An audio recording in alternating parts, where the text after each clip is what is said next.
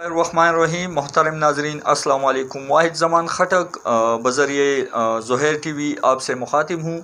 मोहतरम नाजरीन, पिछली वीडियोज़ में हमने कुछ बीमारियों के अक़साम और उसके इलाज के बारे में बात की थी। इलाज हमने आपको बताया था कि एक मोजिज़ाती पौधा है जो कि इस वक्त मेरे पास मौजूद है, आप स्क्रीन के ज़रिए देख रहे हैं। इसको उर्दू में दमासा कहते हैं, पुश्तो में इसको अज़ग़के, उर्दू और पंजाबी में दामा कहते हैं, अरबी में इसको शौकतुल बैज़ा कहते हैं। मोहतरम नाज़रीन, हेपेटाइटिस एक ऐसी बीमारी है जिसकी वजह से हमारे बहुत से बहन भाई तकलीफ़ में मुब्तला हैं और इसका इलाज मुख्तलिफ़ मेडिसन से कर रहे हैं, जो ख़ुद भी बज़ाते ख़ुद ख़ुद इनके साइड इफ़ेक्ट ज़्यादा होते हैं।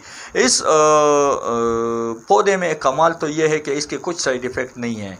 अगर आप इस्तेमाल करेंगे तो इंशाल्लाह आपको फ़ायदा पहुंचेगा, लेकिन कोई भी नुकसान नहीं पहुंचेगा। हेपेटाइटिस के लिए इसका इलाज बहुत आसान है।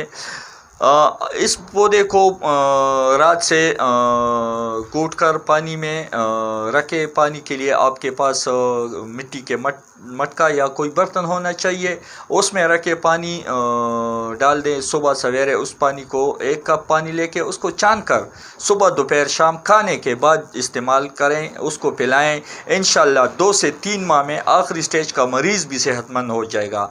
लेकिन इसके लिए शर्त यह है कि तकरीबन 1 साल मुकम्मल आपने इसको इस्तेमाल करना है और इंशाल्लाह फिर आपको इसके फ़वाइद नज़र आएंगे। इसके साथ साथ हम कोशिश करेंगे कि और भी वीडियोज़ आपके खिदमत में पेश करें। तब तक के लिए हमें इजाज़त दें।